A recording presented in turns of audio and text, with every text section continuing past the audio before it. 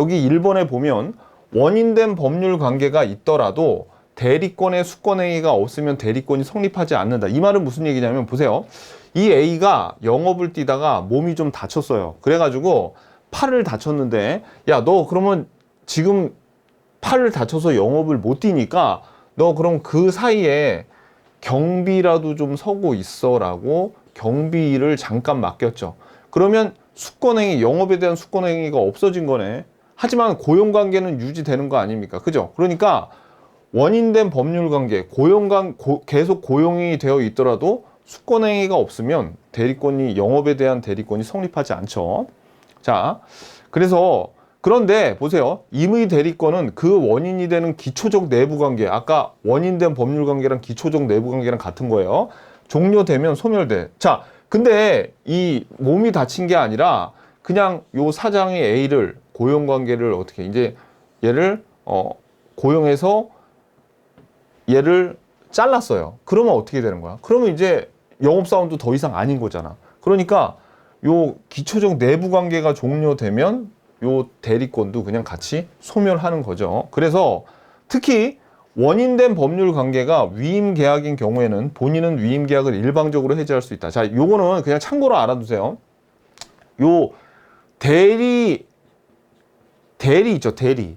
요 대리와 본인과 대리인과의 관계는 위임의 하나로 봅니다. 그래서 위임 계약으로 봐가지고 위임 계약은 고용 계약이랑 다르게 언제든지 해지할 수 있어요. 위임 계약은 이 둘 다 언제든지 언제든지 해지할 수가 있어가지고 예를 들어 여러분들 어떤 회사에 임원이 있어요. 임원이 있고 그 다음에 무슨 과장도 있고 부장도 있죠. 그럼 이런 직원들과 회사와의 관계는 고용 관계고요. 그 다음에 임원과 회사와의 관계는 이거는 위임 관계야. 그러면 여러분들이 볼 때 임원이랑 과장, 부장이랑 누가 더 행복합니까? 여러분들이 임원이 과장이나 부장보다 더 일반적으로 높으니까 임원이 행복한 것 같죠? 그렇지 않습니다. 왜냐하면 과장이나 부장은 고용 관계이기 때문에 얘네들을 만약에 자르잖아요.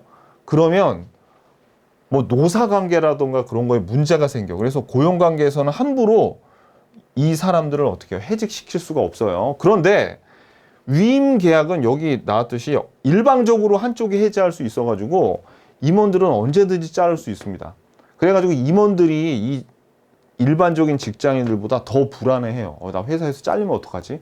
이러면서 심지어 어떤 회사들은 오래 고용된 어떤 직원을 쉽게 자르기 위해서 임원으로 만들어주는 경우도 있습니다. 실제로. 자, 근데 뭐 그 중요한 거 아니야. 중요한 거 아니고 요 내용을 좀 알아두세요. 원인된 법률 관계와 수권 행위는 사실 다른 거야. 다른 거. 근데 원인된 법률 관계가 종료가 되면 수권 행위도 없어져서 대리권이 성립되지가 않는 거예요. 거기까지 여러분들이 알아두시면 됩니다. 자, 그다음에 자, 131페이지 대리권의 범위를 보면 일단 법정 대리인은 법에서 다 정해졌죠. 뭐 그래서 그렇게 중요한 거 아니에요. 그래서 요거 법정 대리는 그 범위가 법에서 다 정해져서 강행법규다. 그래서 지켜야 된다라는 거고 임의 대리권의 범위 이게 이제 시험 문제 잘 나오는데 여기 보면은 아까 말씀드렸듯이 요 수권 행위에 다 적혀 있다. 그러니까 위임장을 쓸 때 대리권을 수여할 때 이런 건 하지 말고 이런 건 해야 돼. 이런 것들이 다 적혀 있는데 자, 봐봐요. 요거 별표 1번 요 판례를 꼭 알아야 돼. 만약에 보세요, 여러분들.